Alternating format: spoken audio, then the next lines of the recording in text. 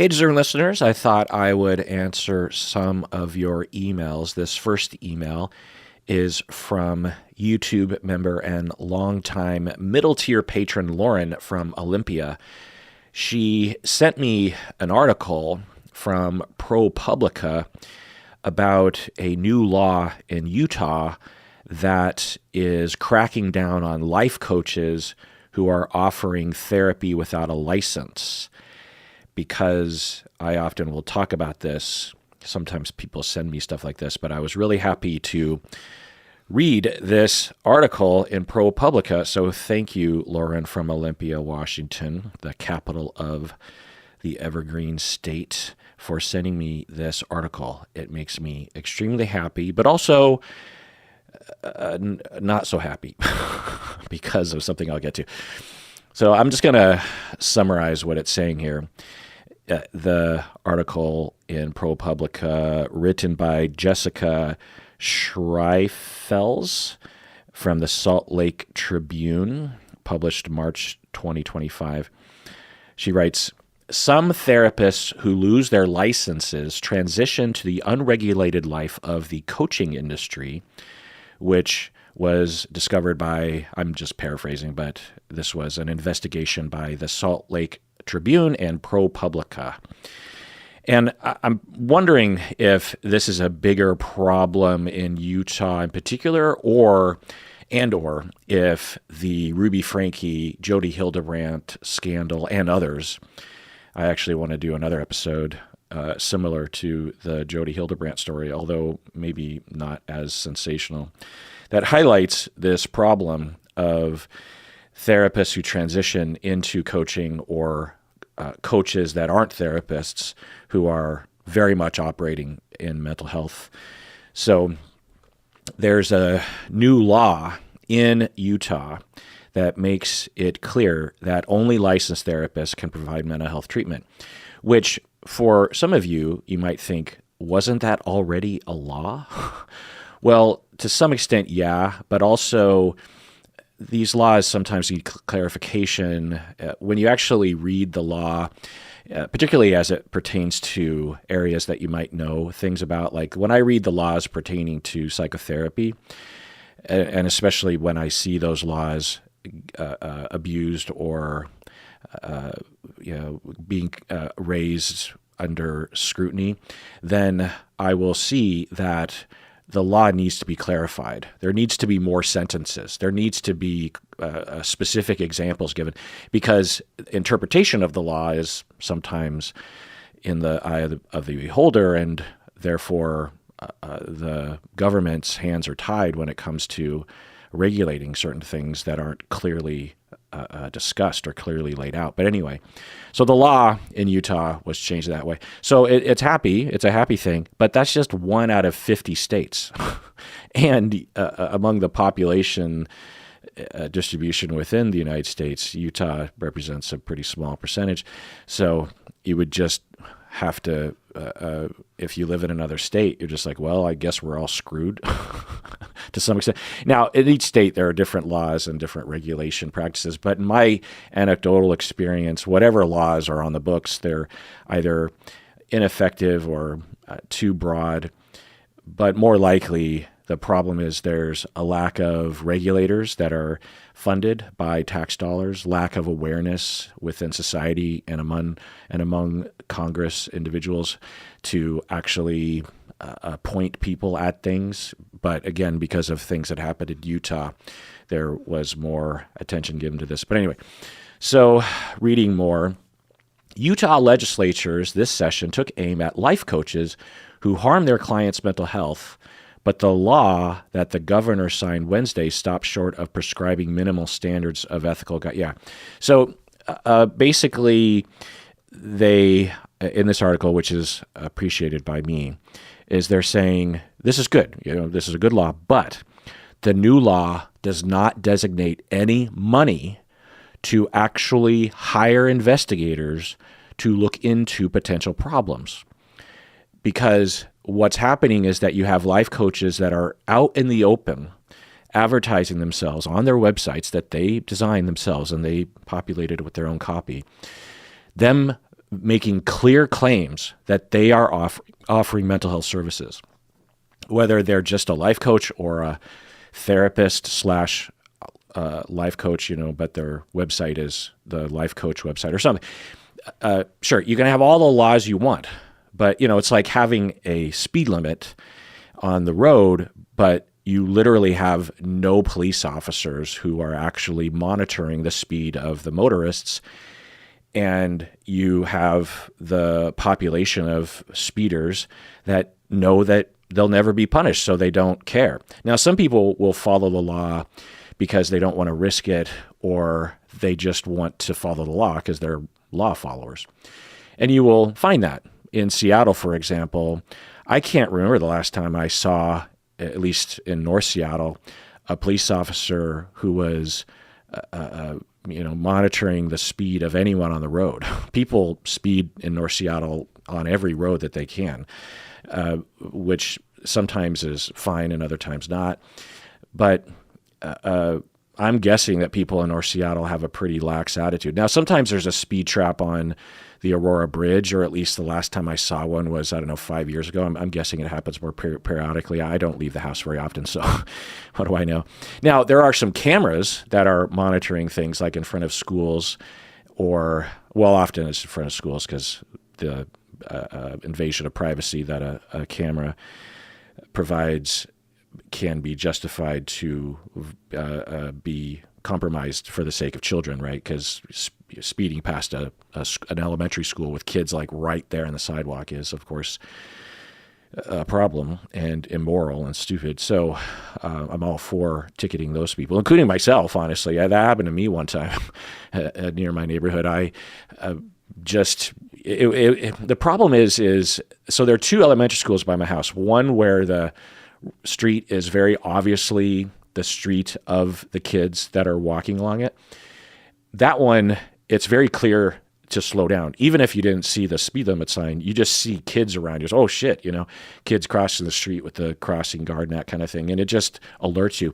There's another elementary school near my house where it's on more of like a freeway highway or a high traffic, like 5-lane road kind of thing. And the kids, I don't think I've ever seen them out front and on the sidewalk. I think the buses might pick them up in the parking lot that's behind the school, which would make sense, right? So to have a camera there, which is the one that I got a ticket on, I'm all for, there's they literally have a speed limit sign that says 20 miles per hour. And then there's these flashing yellow lights that are like, slow the fuck down, you idiot.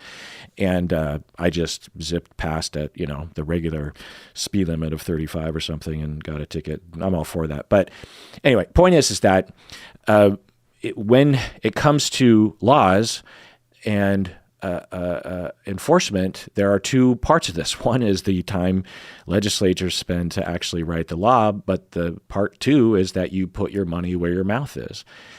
And without putting your money where your mouth is, then the law is meaningless. You can have there are if you look into it, there are dozens or hundreds of old laws that are on the books across the United States in various different jurisdictions and states and cities and counties that are obviously ridiculous. There are laws on the books that dictate whether or not you can ride a horse in front of a cow or something. I don't know. There's just, obviously going back 100 years or something, but no one enforces these laws because they're ridiculous. But the laws it's still against the law.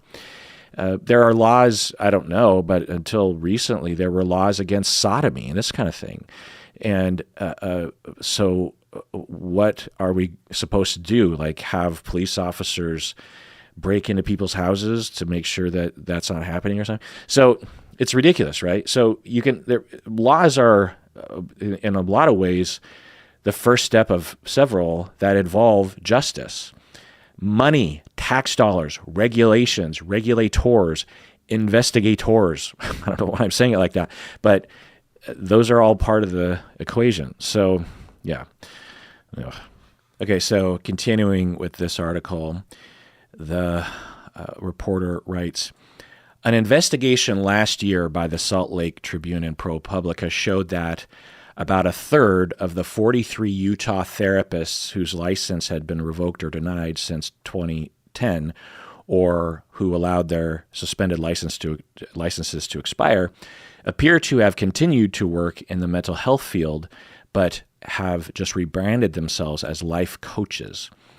So just chiming in here, what they're finding, which is really interesting to me and is anecdotally the case, is that for a good portion, for a third of the individuals they looked into, for these Utah therapists who ran into not only ethical problems, but the ethical problems rose to the level where someone actually made a report, which almost never happens. And not only that, but the reports were investigated, which almost never happens because of aforementioned lack of tax dollars, and also a culture among these licensing boards to do nothing, in my critical opinion. But not only that, but the licensing board actually took action and revoked or denied new licenses to these clinicians. And also among this group of people, they included people who had their license suspended or expire, probably because of ethical problems. But anyway, that about a third of these people who were these clinicians who were found to have a problem, a major problem, they just simply rebranded themselves as life coaches. Now, that is within their right. They can do that. But have they actually changed their website sufficiently? Have their clients been told verbally something different, right? You know, if a former client who might have liked one of these therapists said, hey, what's happening? You lost your license. And is the therapist very clear to the client that, yeah, I lost my license to conduct mental health services, so I can't do almost anything that I was doing with you before, and I now have to limit myself to just life coaching, which involves almost nothing of the sort of work that we had done before. Did those therapists do that? I'm going to take a guess and say that they didn't, because where there's smoke, there's fire, meaning that when you have a problem ethically, in my experience, that's been found to be demonstrable, then there are dozens or potentially thousands of violations that have yet to be discovered and are easily detected in some very mild investigative fact gathering. So with these therapists that have already been found to be unethical, I'm just going to take a flying guess. Is that a saying? I'm just going to take a wild guess. That's the way. And guess that they are not ethically transitioning to the completely different, limited profession of being a life coach. Okay, here's another paragraph that's enraging. And this is very much my experience. State researchers looked at online advertisements for roughly 220 Utah life coaches and concluded that about 40% may be offering therapy. These coaches say they specialize in addressing mental health struggles, the state found, with some claiming the ability to conquer the client's mental health conditions. So just chiming in here, the language in this is, I think, reflective of the language in this reporting is reflective of how we don't really have clear standards about the language of offering therapy versus offering therapy-ish services. You know what I mean? So this state researcher, again, paid for by taxes and given authorization by Congress, 220 Utah life coaches were found to, 40% of these 220 Utah life coaches were found that they might be offering therapy. And I'm guessing that within that 40%, there are those that are obviously offering therapy, like they're literally saying, I provide mental health services, or I can cure your depression or something. And there's probably a portion that are seemingly offering therapy. And this problem isn't just in the therapy versus coaching. This has been an ongoing war between evidence-based science and medicine and so-called alternative medicine and pseudoscientific bullshit, particularly in the supplemental industry, homeopathy, this kind of thing, that is actually fairly well regulated because of the lobbying power of the medical industry. But the supplemental industry and the alternative medicine industry has a lot, billions and billions of dollars as well that they lobby for as well. But and all this is getting stripped away, by the way, by the idiots in Washington D.C. at this point. But I mean, not all of them, but the ones that half of Americans apparently want to be doing this sort of nonsense. But at least in the past, there have been some pretty clear guidelines. Again, not enough taxes allocated to protect the public against marketers and charlatans and snake oil salesmen that are selling bullshit. So, I don't know, this isn't my industry, but if you have, say, a homeopathic remedy or some kind of supplement that involves quote unquote natural remedies, and some of these things are fine. And there's, when they do show evidence, you will find that the medical industry actually will start prescribing it or recommending it or something. And for those that don't have any evidence, then they won't. That's the point of evidence-based medicine. But the language that the non-medical prescription-based, the what I'm saying, the medication industry that are outside of that, the language they use is scrutinized, right? They can't on their label for trying to think of a supplement that you might see, some like rose petals, or I don't know. And on the label, it has to use very vague language, like improves wellness or boosts immune system or something. And though that language medically doesn't make any sense, because what do you mean by wellness? Also, what do you mean by the immune system? What do you mean by boosting? And plus, boosting the immune system can actually cause massive problems. Just ask anyone with an autoimmune problem. Boosting the immune system, it can be catastrophic. But anyway, and don't quote me on those words, but it's similar in the food industry that, like free range or organic, there's at least some regulation in that area. It needs to be way more robust, but this is a similar thing that what can life coaches say in their advertising? Now, of course, this is just their advertising. What are they actually doing in session? I'm going to take a guess and say there's an even greater percentage of these fucking life coaches that are doing actual mental health therapy and are literally telling their clients or their customers that they are actually, providing clinical services. All right, so just reading a little bit more of the article, and I find here that they refer to people who live in Utah as Utahns. Like Seattle people, we call them Seattleites or Washingtonians from Washington State. New Yorkers, I think, is one of them, right? A Los Angelino. But in Utah, they call them Utahns. They just add an H between the A and the N. Utahn. I find that to be not pleasant. I would imagine it would be, well, what are the options? Utanian? That's kind of weird. Utanite? That's weird too. Utahian? I don't know, but Utahns, I don't know. Do people in Utah, do they refer to themselves that way? I don't know. Then the article continues to actually talk about Jody Hildebrandt and Ruby Franke. And I was actually planning on making a whole episode or a series of episodes following up on the Ruby Franke, Jody Hildebrandt case, because after they were convicted, the prosecution, I think this is how it works, they released all of their data. And it's way worse than what we knew. We had some police reports that were given to the press, but after the conviction, what the prosecution and the police actually had was way more elaborate. The abuses to the kids was way worse than even I imagined. There were far more victims, and it was just amazing.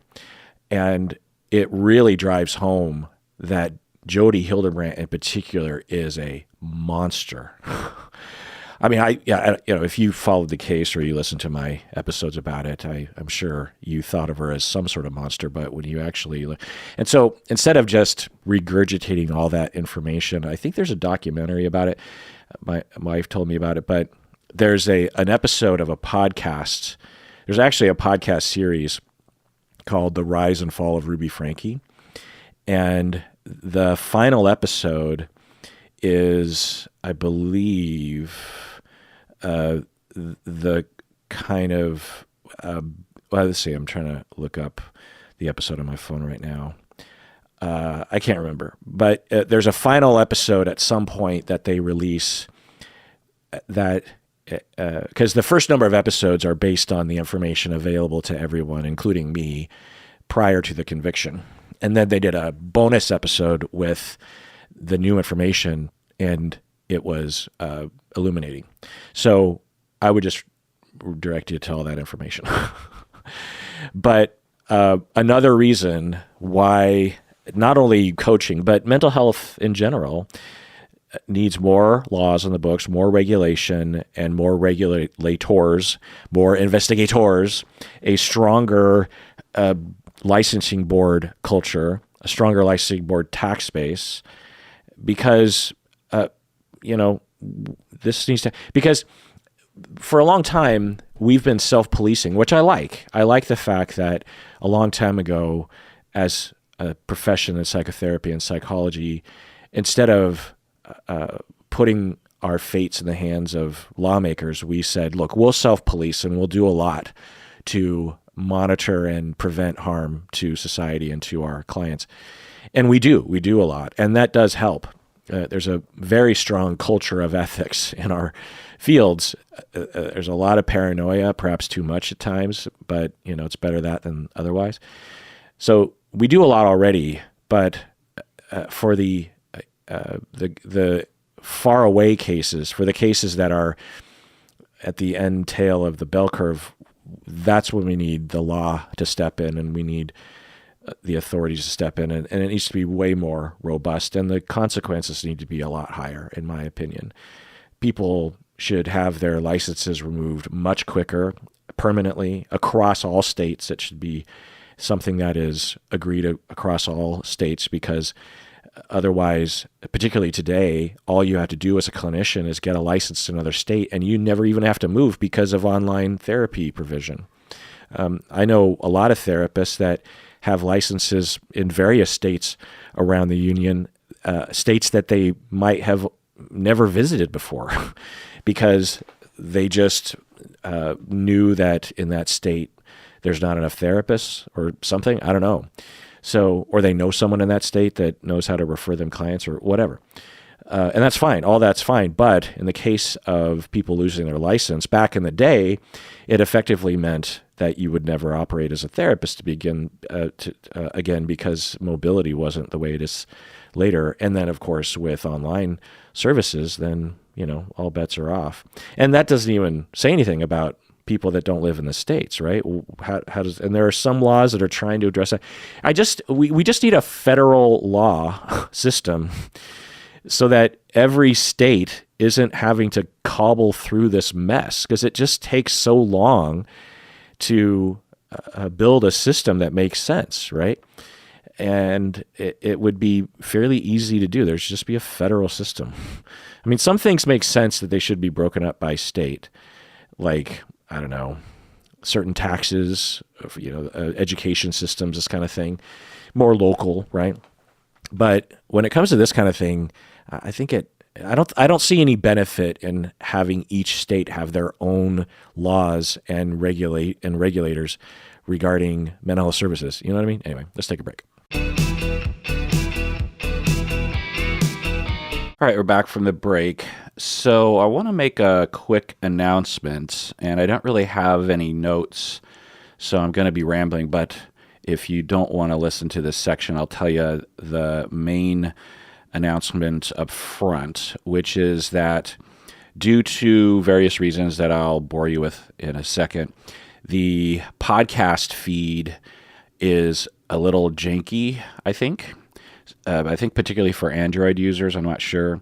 So we had to update a lot of things. It was out of our control, but we had to make a lot of adjustments. So if you're on your podcast app or on Spotify or something and you see a lot of jankiness in the episode listing, or if you see double episodes, like a lot of episodes have 2 listings for the same episode, it's because of this, and I'll bore you with the details later. So just be aware of that.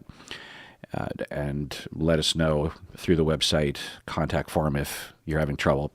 The other thing is that I deleted the Psychology in Seattle Instagram and TikTok accounts. It's not a big deal, really. It's just trying to trim my a work-life balance situation. That's the long and short of it. The other thing is that the only way to contact us is through the website. I mean, it's always kind of been that way, but there was 2 other ways that people could contact me, which was through Instagram DMs and through Patreon DMs. I do read the Patreon DMs, but that's again, work-life balance kind of situation.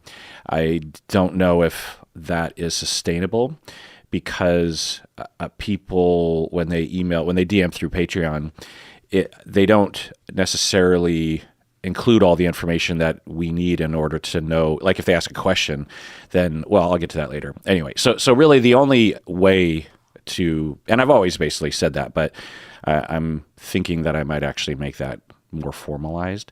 So if you want to contact us and me, then absolutely email me, please. I'm not trying to shut people out.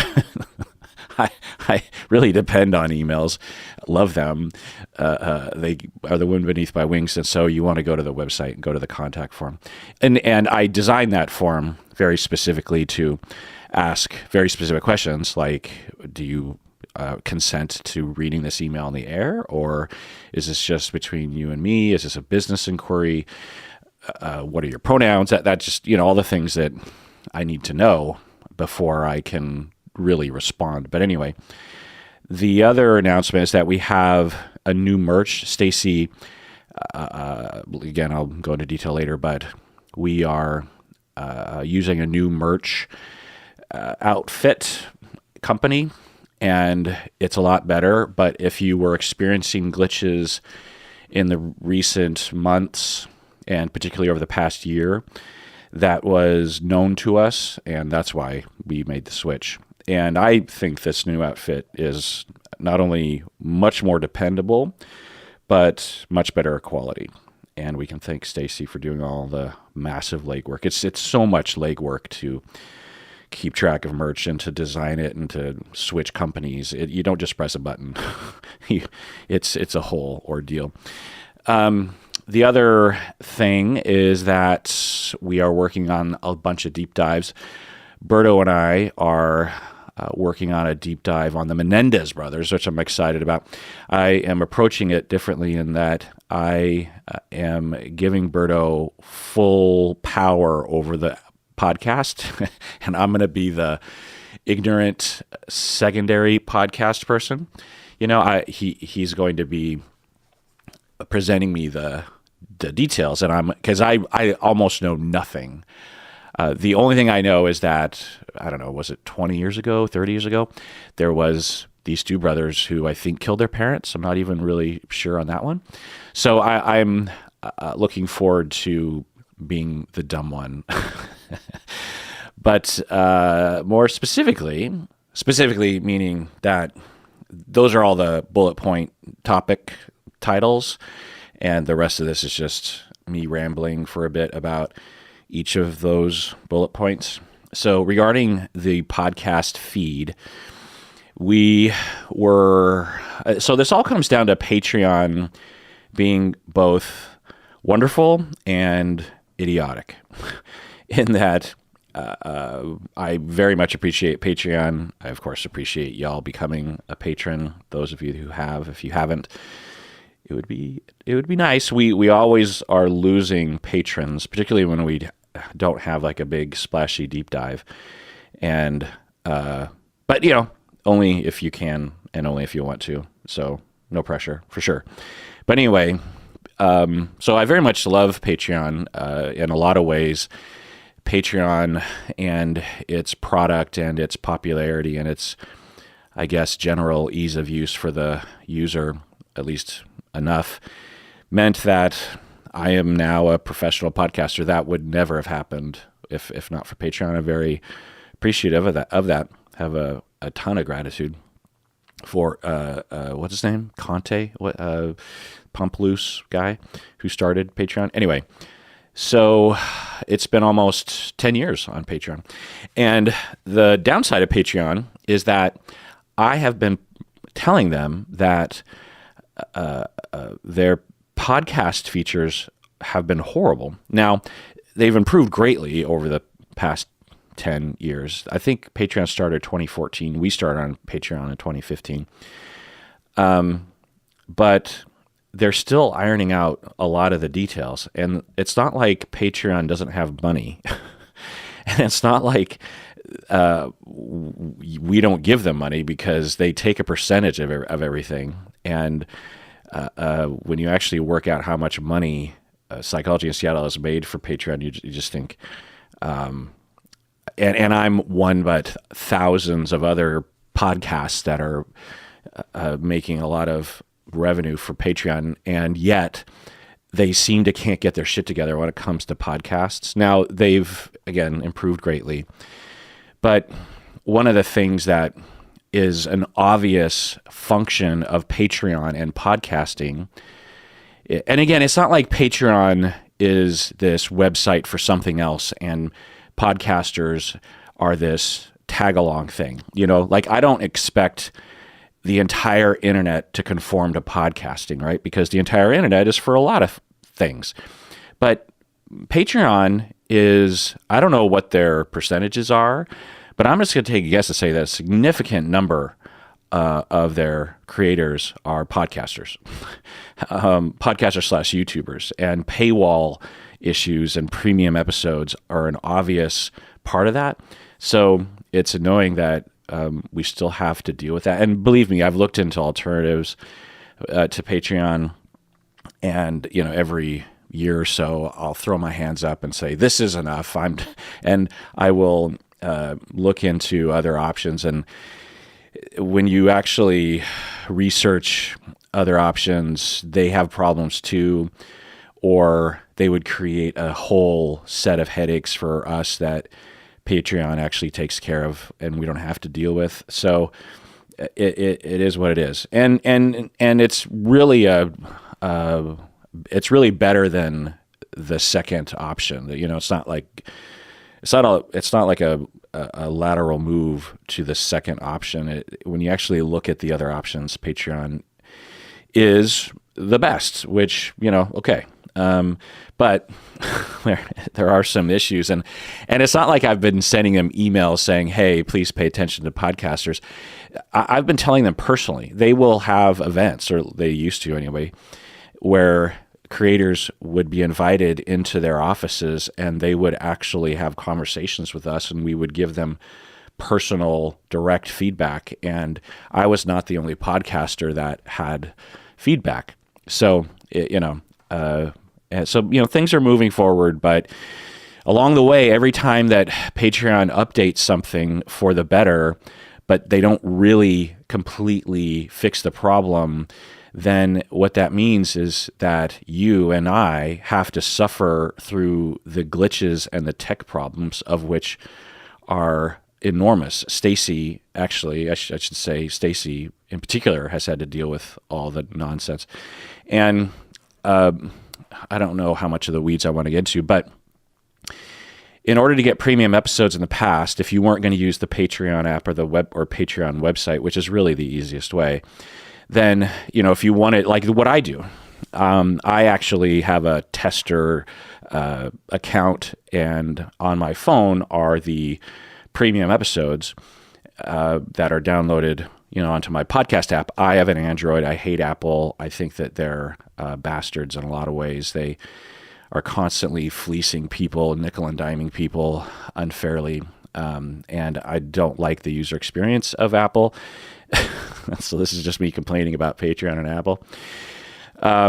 But anyway, I have an Android. I have a Pixel Google phone, and I have the podcast app called Podcast Addict. And I like I like the app. It's not the most popular one, but I like it. On Apple phones, you'll have the Apple Podcasts app. There's also Spotify, which I'll get to in a second. So in order to get the premium patron episodes on your podcast app, like Apple Podcasts or Podcast Addict, or Pocket Cast is another one, you had to do this procedure in order to enter a unique URL into the podcast app. I told you this was going to get in the weeds. And the way that you got this unique URL was given to you by Patreon. So you had to insert this unique URL, which I think carried with it a password, into your podcast app. I kind of forget how we dealt with this whole thing. I don't think you needed to use a password. There was just a series of buttons you had to press. And Patreon, in all of its glory, this is 3 or 4 years ago, decided to finally offer this. And they didn't do it themselves, though. They contracted with Acast, which is kind of like another Patreon / Apple Podcast / Podcast Addict / Spotify kind of a thing.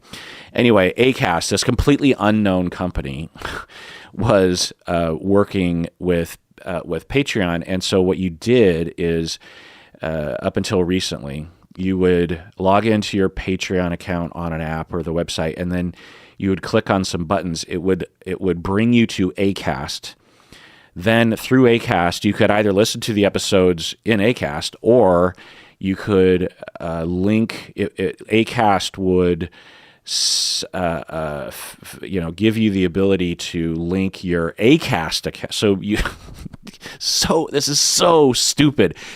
Through your login on Patreon, you would press some buttons, and it would link your Patreon account to an Acast account. Who the hell is Acast? But okay. So then Acast, through Acast, would link your Acast, I guess, your Patreon satellite account through Acast. You would connect that to some podcast, to a number of podcast app, either directly or through this URL copy and pasting that you had to do. It's so janky that in the 2020s, that with podcasting, you're still dealing with goddamn URLs and shit. It's like podcasts are just the neglected, corner of the internet, and it just boggles the brain. Anyway, now for many of you, you're just like, what are you talking about? I just listen to the Patreon app. And God bless you, because that is easy. There's no, if you have the Patreon app on your phone, then you just listen to every episode on the Patreon app, right? Because you have the free episodes are on Patreon and the premium episodes, so you don't have to miss a beat there. But if you're like me and you still like your podcast app, anyway, so what happened was that Acast, I think, is basically going out of business because they were wildly unpopular from the get-go, and why Patreon even worked with them from the start, I don't know. But anyway, so because Acast is going away, we now had to figure out a new way to give you, the patrons, the premium episodes on your podcast. Now, on the Patreon app, nothing would change, right? But if you were linking the Patreon app to if you're linking your Patreon account to a podcast app like Apple Podcast and all that kind of stuff, then this Acast thing going away meant that would be severed. And so we had to figure out, and Stacy had to do all the legwork to make sure that transition was made. Not only that it would work, but that you, the user, wouldn't even have to do anything, right? That you wouldn't have to resubscribe or anything. You wouldn't notice the change. So we did all this, and Stacy, God bless her, she cares so much about this kind of thing. And she was like, okay, I've set it all up. Are you sure that we can make this transition? I'm about to press the button, come into my office, and I don't know. And I'm thinking, well, we've been over this forwards and backwards. You've been researching it for months, and this is the right thing to do. And I guess worst case scenario, the premium feed goes down, and we just have to make an announcement, in an interim period that everyone just has to go to Patreon. That's not great, but to me, I had to do stuff like that all the time in the beginning. Before I had employees, before I had Stacy working on the podcast, stuff like this would happen all the time, which I won't get into the weeds on. It's a whole other complaint area. But anyway, so, I'm a little nervous, but I'm also like, well, worst case scenario, we'll just pick up the pieces and figure out. I've had to do that before. And, we've researched it, and this is a leap that I think is safe to take, but we don't know until we press that button. And then she pressed the button, and a typical dad joke came out of my mouth, and I was like, oh, no, wait, just after she pressed the button. And she almost completely emotionally fell apart when I did that. She had so much pent up energy, and the look of terror on her face, because she thought I was serious when I was like, oh, no, wait. I felt so bad, and I jumped up and I hugged her and I said, oh my God, I'm so sorry. I did. We're not really a pranking family, and I don't know. It just seemed like the time for a dad joke to have some levity, but I'll never do that again because it was mildly traumatic for her in that moment. But anyway, so when that happened, we both, because she has an Apple phone, I have an Android, so we're both looking at our premium feeds on our phones and looking at what's happening. Well, long story short, there's all these glitches, blah, blah, blah. There's a bunch of back-end tech bullshit that we have to do, but it looked like in the end there was no change to the premium feed on your phone for Android and for Apple. And but there was this one thing that I noticed on my phone, Android, using Podcast Addict, and maybe if you had Podcast Addict and an Android, you didn't experience this, but a lot of the episodes were duplicated. So when I scrolled down, there were a bunch of episodes that had two listings for the same episode. And eventually we figured out, okay, well, we have to delete all the data from Acast, blah, blah, blah. And even though that wasn't really what we needed to do, because why? Anyway, so we did that. And the listings were still duplicated.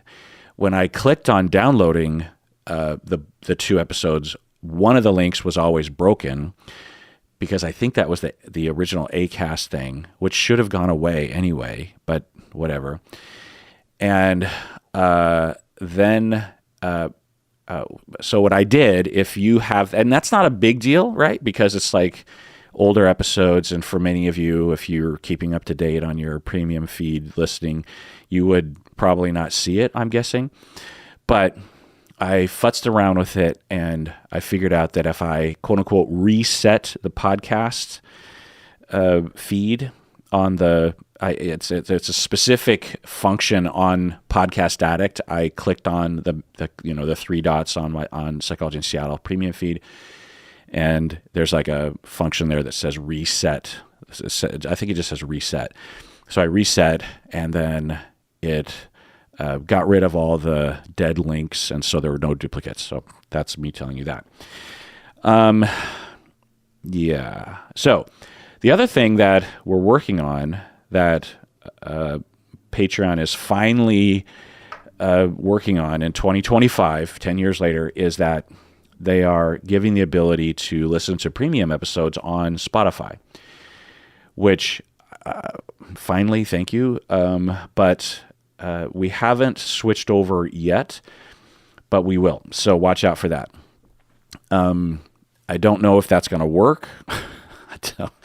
I don't have a ton of faith, but usually things work out. Again, if you just listen to the premium, if you're using Patreon, then that is just such. And on Patreon, you can comment on the episodes and talk with the other patrons, and I'll post stuff on Patreon that doesn't have to do with audio episodes. Anyway. So also, I think I might have told everyone this before, but we also had a third way that you could listen to the premium episodes. We used to have a page on our website that had a password that gave people the ability to pay. We would give the password to patrons, and they would listen to the premium feed on the website. And we took that down, I don't know, a number of months ago because it was just super janky. The website was super janky, and the password had to be the same password literally for every patron. And so we figured that no one was really using that anyway, and there was a much easier system of listening on Patreon. And because I had that in the very beginning as a workaround because patrons were having trouble accessing the episodes because Patreon itself was really glitchy, and they didn't anyway. So that's that whole thing. And this is a glimpse behind the curtain, or behind the curtain? Yeah. That I'm not even touching on all the bullet points that I can think of in the past 6 months when it comes to making the episodes available to you. You would think that it would be simple. It's 2025, and podcasting is a household word, and yet, for whatever fucking reason, this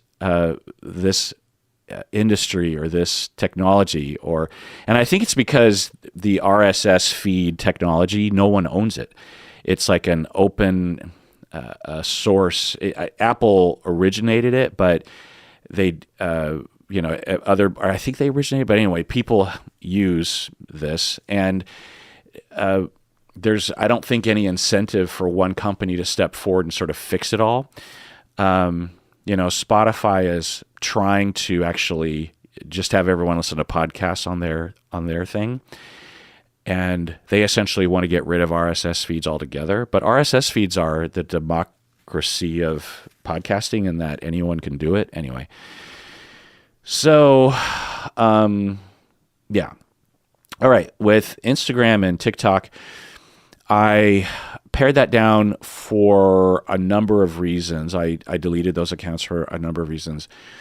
One of which is just internet drama. That's the main thing is internet drama, which I don't even want to get into.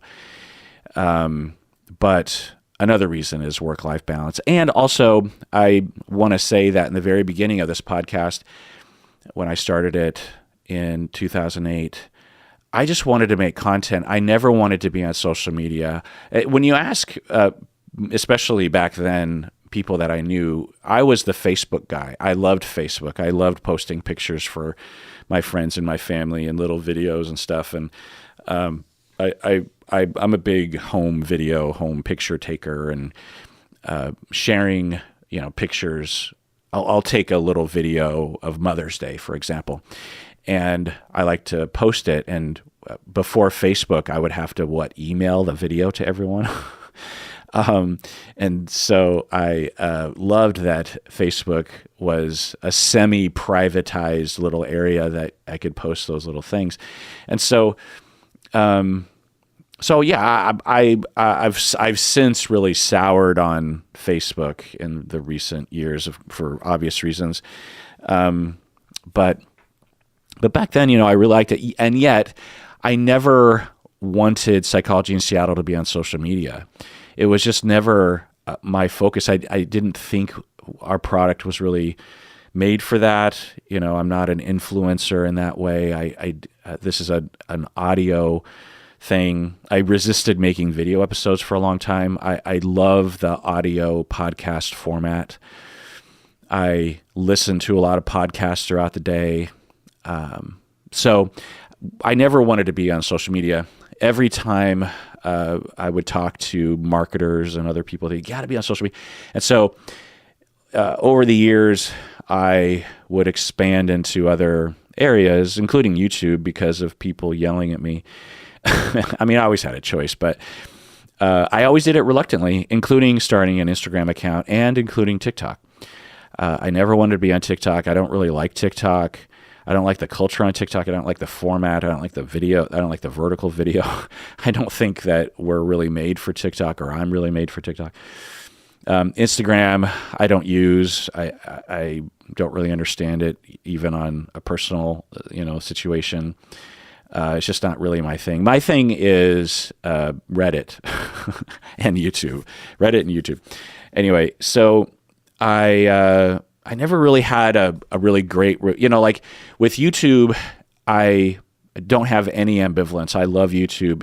If I'm going to appreciate Patreon, I should really appreciate YouTube. I mean, YouTube, as a creator is just so smooth and so reliable and doesn't fart around with things like Acast or doubling episodes or not listening to the creators. It's a wonderful platform. But when it came to TikTok and Instagram and Facebook and Twitter, Discord, it just never gelled with me, and it just became a chore. And so I've been paring everything back. So, a couple of years ago, I pared the Discord back, and then I deleted the Facebook official page, and then now I've deleted Instagram and TikTok.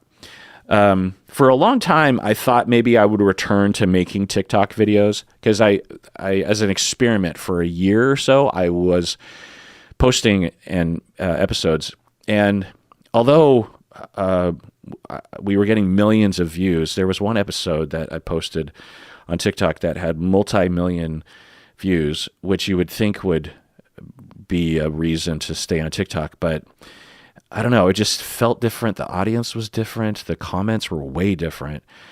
It's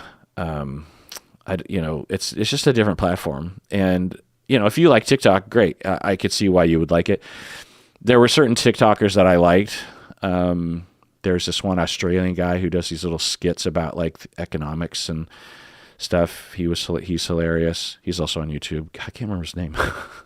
There was also the cat guy, the Drennan guy. God, why can't I remember people's names? Anyway, so yeah.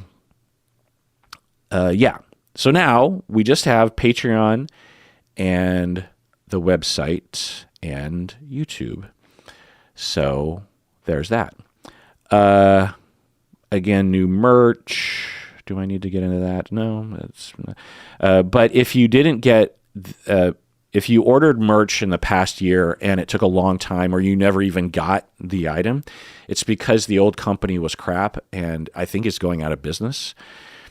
And Stacy was very upset and stressed out over time around that, and would get emails from people saying like, I ordered something 3 weeks ago or 5 months ago and I never got it. Well, Stacy and I have been working on switching the merch for maybe a year and a half now. But again, switching to another company, it's such a process, and you never know if the new company is going to be better or worse, or and so it's hard. But the as Stacy was actually switching to this new company, the old company. So what you do is you go to it's Teespring. I don't care. I don't care if I'm going to throw them under the bus. They should be thrown under the bus. It was Teespring, and then they switched to Spring. So this is the old shitty company that I think is going out of business, but don't quote me on that. And on the Spring or Teespring website, when due to it, because we have accountants and there's all this accounting shit, but Stacy and I have to do it ourselves, and so we have to go to the Spring website and say, okay, now pay us, for how much money we've made this month. And so, which isn't much, by the way. It's like because, we're not really a merch situation. The merch situation is mainly just for fans. It's just because people like to have a T-shirt or a mug or something, and I actually like it too. I'm using one of their tumblers right now. Anyway, so you would say, okay, however much money is in our account, please transfer it to the bank account.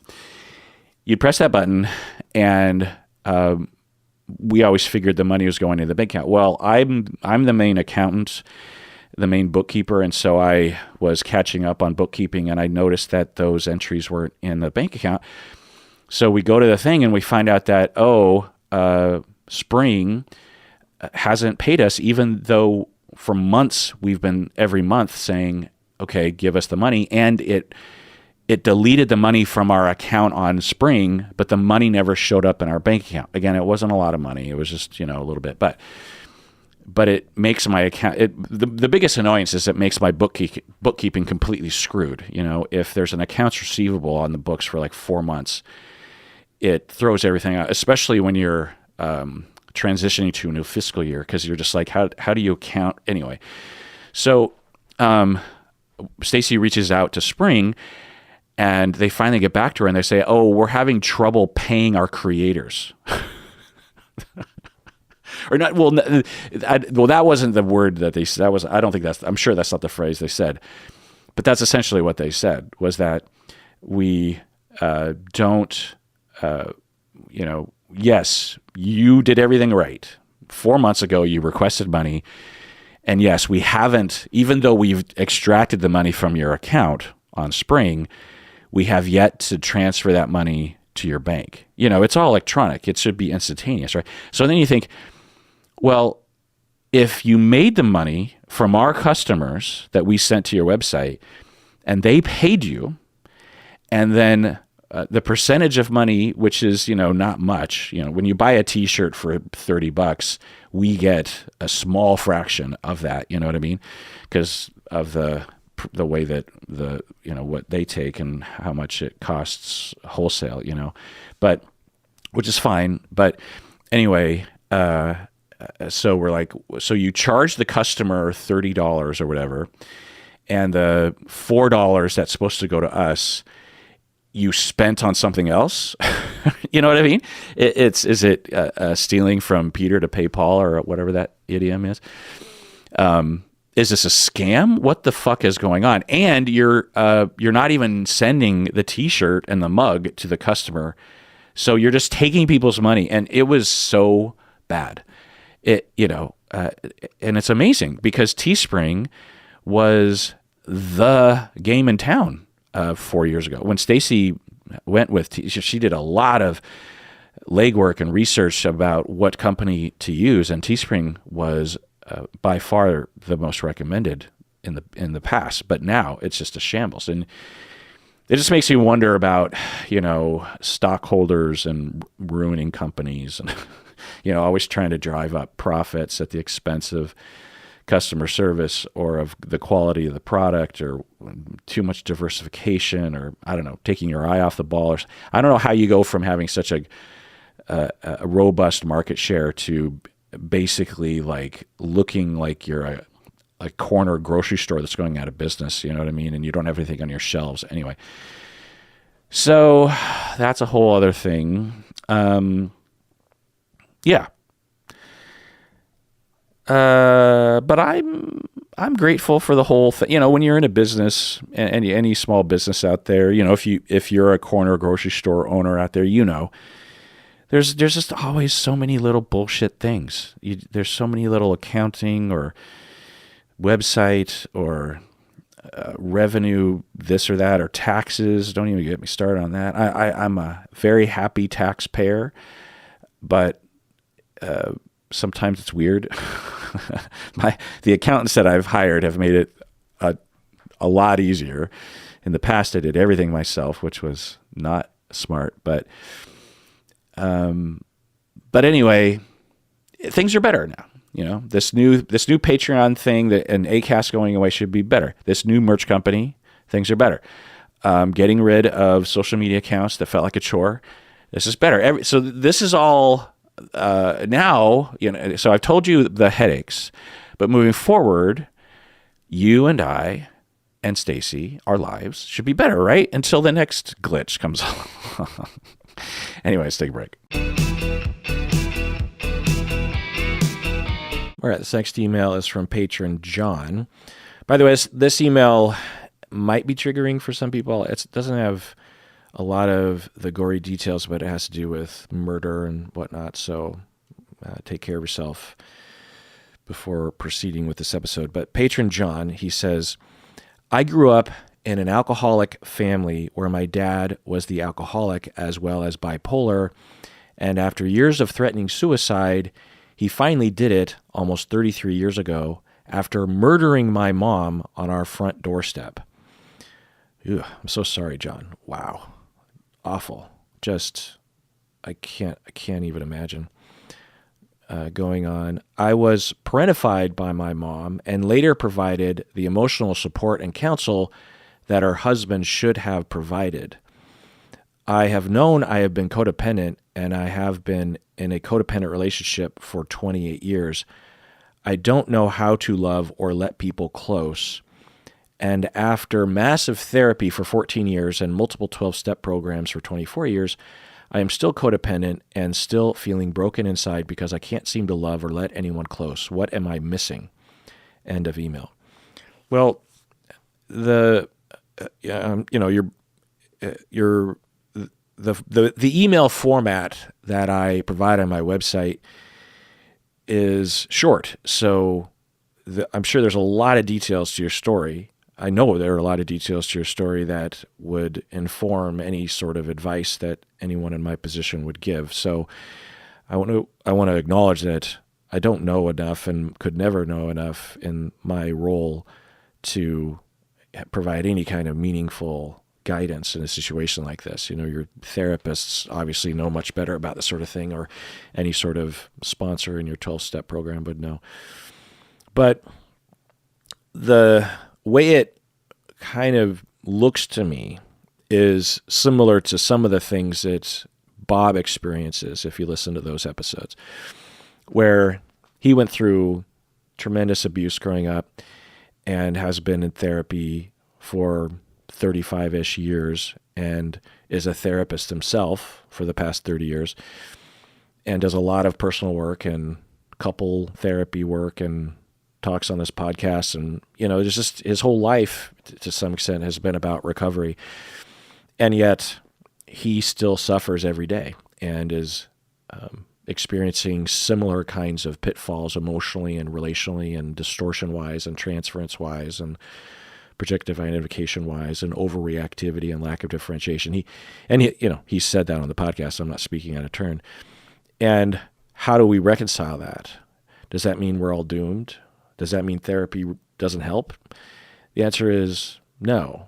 We're not all doomed, but it just depends on how you look at it, right? There are two things. One is that the notion that recovery is easy and short term needs to be dispelled, and two, it needs to be recognized that although there can be tremendous struggle, it can be greatly mitigated, softened, and shortened by recovery and therapy and self-reflection and awareness and corrective experiences. So even though Bob currently would still experience what could be said the same problems he was experiencing 35 years ago before therapy, they are shorter in span, they are lesser in intensity. As he's going through them, he has a lot more awareness, and especially after he gains differentiation, he has awarenesses that he never had in the beginning of this process, right? He has greater wisdom. He also knows what to tell his wife and how to work with her on his issues in a way that he never would have known before. So the suffering continues, but the surrounding elements around it change, right? So even though you've had massive therapy, as you say, for 14 years, and you've been in multiple 12-step programs for 24 years, and I'm quite sure that a lot of that, if not all of that, has been very helpful to you. And yet, of course, given what you went through growing up, you still have trauma effects, and it hasn't gone away.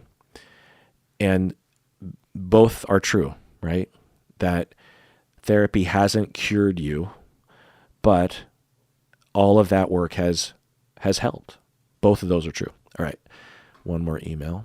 Actually, I want to get back to a little detail or a point that I should say regarding the drama I went through recently, in that I acknowledge and have been acknowledging to myself that part of the drama was my fault, that I had been ignorant of the larger facts on the ground and had the hubris or the arrogance to think that I could just wade into the topic without doing much legwork, without doing much research.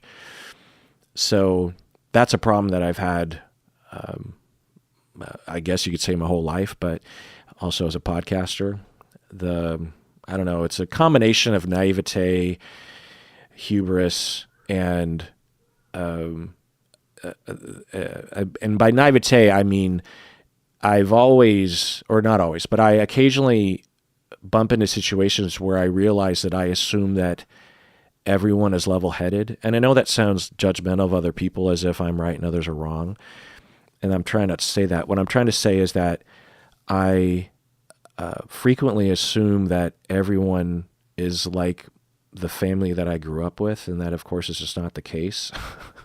Not everyone is operating from facts or from reasonableness. Not everyone has the same assumptions about other humans even, right? There are some people that, due to their life and upbringing, have reason to be 100% suspicious of 100% of people.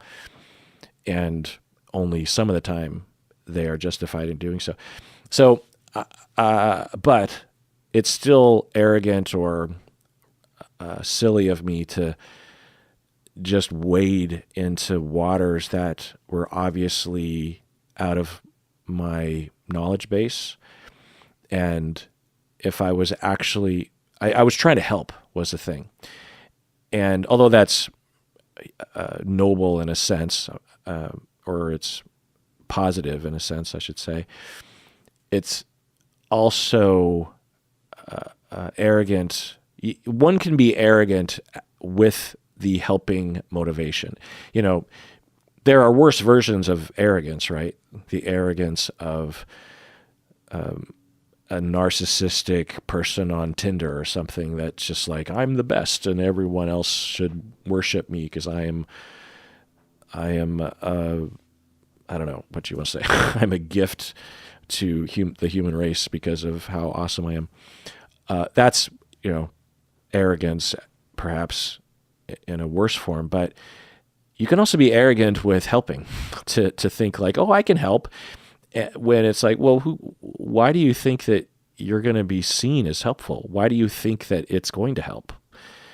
Do you think you're that special that you're going to help in a situation where other people have attempted and failed, or the attempt is actually misguided to begin with, or something, So I recognize that I was, it wasn't entirely me being a victim. I also will say that I was victimized. I mean,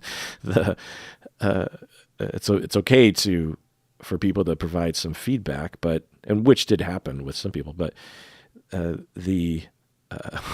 not even going into detail. It was, like I said, unprecedented in my 17 years. So yeah, I didn't want it to come across as if I'm claiming that I did something 100% great and I was harmed because of that. But having said all that, what I posted originally, if anyone actually watched it, which I don't think many people did, including those in question, it didn't. The way, I've been making content for a long time, and whenever I'm making content, and even before when I was a professor and a therapist, I was always trying to be conscious of how other people would receive, on average anyway, what I would be presenting, right? Like there's the version of what I'm presenting in my head, but then I also have to imagine being someone else watching the video, or being a student in my class. Like, what is it like from their perspective, given where they're coming from, right? And so when I think about all that, and I think about what I put out, I just think that it wasn't, there were some criticizable moments that I did publicly apologize for, but the overall message I thought was reasonable and caring and empathetic, and giving everybody the benefit of the doubt, everyone involved, that everyone is a good person in my experience. And sometimes the internet becomes toxic, and if you don't protect yourself from it, it's gonna infect you. No one is immune to that, and the more you consume, anyway. So I thought that that's all I was saying, but apparently it wasn't interpreted that way, or people. I don't know. I don't even want to get into it. And just to provide a conclusion to all this, if you want to email about it, then that's great. But I'm not going to talk about it again, I hope anyway. It's my current policy. And because I don't think any good could happen from me talking about it in the future, I just think that that's what I should do, because my mission is to try to help, is to try to make the world a better place. And I have concluded that I don't know how, or it's impossible to actually help the situation. And so I should dedicate my time in areas where I think I can help. I don't know if I've ever helped anything, but if there's a chance of help, then I'm going to try, given my expertise. So I don't think there's any point. Plus, I have learned that I have to avoid just getting within the crosshairs, which means to not talk about it, So there's that. But so if you want to email in just something general, as a lot of people have already, which I really needed to hear, by the way, then you can do that. But if people are like, oh, you should watch this video, or you should learn this, or let me tell you how you fucked up, or so, like believe me, I've read all that stuff, or I've thought it on my own.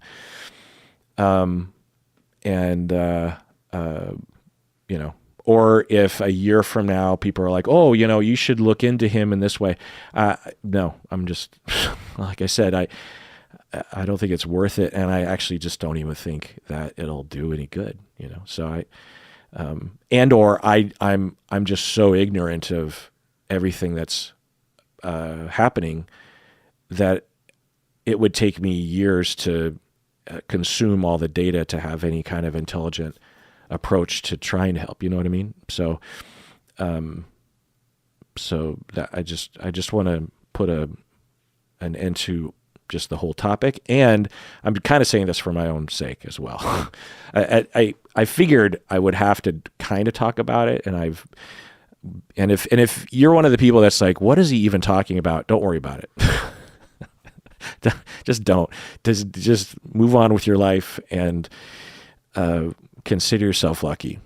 All right, this next email that I will close with is from anonymous long-term annual middle tier patron. She says, recently someone I have known for many years threatened me when I would not sleep with them. Yikes. I believe I am ultimately safe and I have a lot of people around me supporting me. But my question is about fear. I feel quite a lot of fear right now. Even a simple mundane text message from this person induces some fear. This makes sense to me because the threat was conveyed by text. At this time, this person maintains this was a one-time thing and that they are determined to regain my trust. Hypothetically, say this is true and we build a friendship from here. How likely is it that I will always be afraid of them? If, for example, I ask them to stop messaging me for a week to give me a break from this feeling, would that be likely to decrease my fear? I'm mostly curious about how fear works. I imagine the decisions I make will depend on what happens over the next few days and weeks. Thanks for reading. End of email.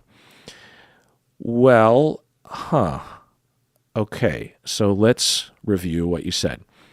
So someone essentially sexually assaulted you over text. And I don't use that terminology lightly because they threatened you when you wouldn't sleep with them over any communication, and it was text. I think because it's text, we might downplay it a little bit, but no.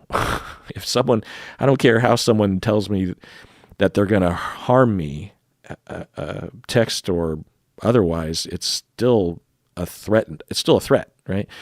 So someone threatened you, I'm guessing with physical violence, I'm not sure, or at the very least to harm you, when you told them you weren't going to sleep with them. Now, in your longer email, you were sure to say that you're safe and you have people around you and you're taking care of yourself. So that's good. I'm glad to hear that, just to assuage my own fears about your safety and your recovery. But then we're also learning that you're still in contact with this person and that they have said that they're determined to regain your trust. Well, you didn't ask this question, but have they apologized? Because if they haven't, then yikes. I'm guessing, let's just assume that they have and that you've accepted the apology. Let's assume that you have a good ability to detect whether or not it's safe to even continue engaging with this person. So let's assume that there's enough reason to believe that it was truly a one-off thing. But that isn't anything having to, so you're very clear about the question is about the nature of fear and the likelihood as to whether or not it will decrease over time and or how to facilitate it decreasing. And everyone's different is the way I would answer that. But generally speaking, yeah, and you're identifying this, that when this person texts you anything, right, if they just text like something good or neutral, it will induce some fear in you because it's triggering that trauma of having been threatened and traumatized and assaulted over text from that person, right? I imagine even just getting the notification that this person has texted you triggers you, right? So that all makes sense. Now, the progression of fear is hard to know because it's unknown as to whether or not this person will do it again. If they're capable of doing it once, then they are capable of doing it again. So a part of you knows that, and your body having fear is potentially rational, right? It's sort of like you're a passenger in a car with your friend and they drive like really, really fast and you're getting scared, and then you get in a near-death car accident, and then a month later you're in the same person's car and you're driving, they start driving fast and you're afraid, then you should listen to your body because your body is saying, wait, hold on, this is the exact circumstance of what happened. So the fact that your body is responding with fear might be rational. Now, again, if we assume that you have enough data and have the capacity to evaluate that this will or is very unlikely for it to happen again, let's say the threat was done while this person was intoxicated or misunderstanding something, or I don't know. It's hard to imagine a threat or anything being called a threat being something in that category. But anyway, but yeah, so you say hypothetically, let's say that they do regain my trust and we build a friendship, how likely is it that I will always be afraid of them? I don't know. Hypothetically, if everything goes well, I would imagine that there would be a thread of fear that would always be there, because it's hard to get rid of that, especially when you exhibit reactivity like this soon after, which is trauma reactivity.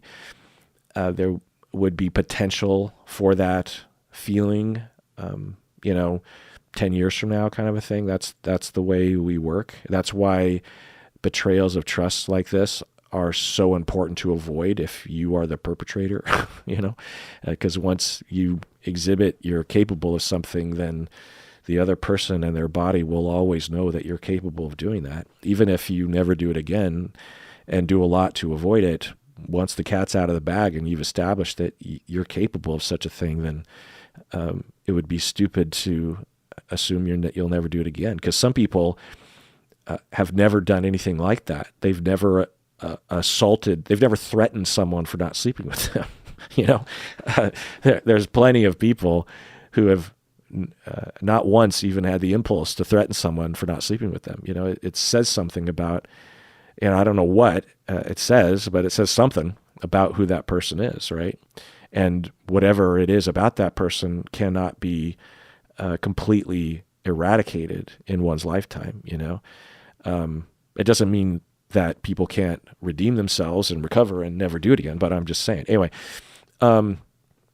so how likely is it that you'll always be afraid of them? I would say if everything goes well, there's a good chance that you won't experience any sort of acute fear or noticeable stress when you communicate or when they text with you, as your body habituates. But like I said, there's a likelihood that there would be some thread of fear because your body remembers, anyway. You say, if, for example, I asked them to stop messaging me for a week to give me a break from this feeling, would that likely decrease your fear? Yeah, it could, but it also could just set back the habituation process, because that's what, at least it sounds like you're trying to do, is you're trying to habituate to the text. So the fear recovery typically would involve having a lot of corrective experiences of this person texting you and you having a little bit of fear, a little bit of manageable fear, as long as it's manageable. You do your relaxation, you open the text, and you see that it's not threatening you and everything's fine. Over time, your body learns that texts from this individual are not likely to be a threat to your safety. So there's that. But on the other hand, to ask for a break and this person actually honors that, then that can also be corrective, because it shows that they care enough to refrain and that you have power, which is another corrective experience. So, there's a lot of different pathways, but obviously talking with a therapist about it would be the most important. And also to make sure that you bounce your observations off of your friends to make sure that you're making, and it sounds like you are, that you're making a safe choice to even continue engaging with this person, because it would be a tragedy if it happened again and you would be even further into the, or they actually did harm you, right? Yeesh. All right, well, that does it for that multi-topic episode of Psychology in Seattle. Everyone out there, please take care of yourself. Delete whatever social media account you feel like it and never look back, because you deserve it. You really, really, really do.